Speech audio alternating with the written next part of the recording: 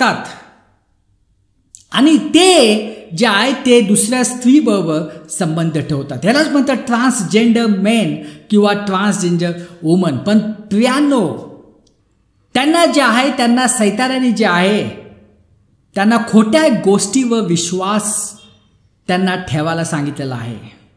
ते भडकून गेलेले आहेत. असं का झालेलं आहे?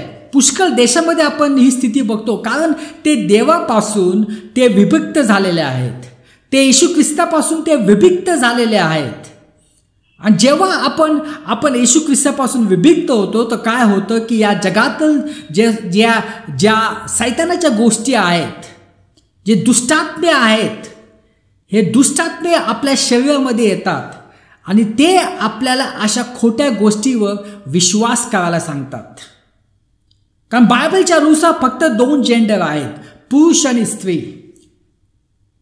जर तुमचा जन्म पुरुष म्हणून झालेला आहे तर तुम्ही शेवटपर्यंत पुरुष म्हणूनच राहता. जर तुमचा जन्म स्त्री म्हणून झालेला आहे, तुम्ही शेवटपर्यंत एक स्त्री म्हणून राहता. प्रियांनो, आता तुम्हाला माहित असेल, कोण म्हणाल की तुम्ही कोण आम्हाला सांगणार आहे? माझं जीवन आहे, माझं शरीर आहे, मी काय पण करू शकतो. ज्याला इंग्लिशमध्ये म्हटलं जातं माय लाईफ माय बॉडी.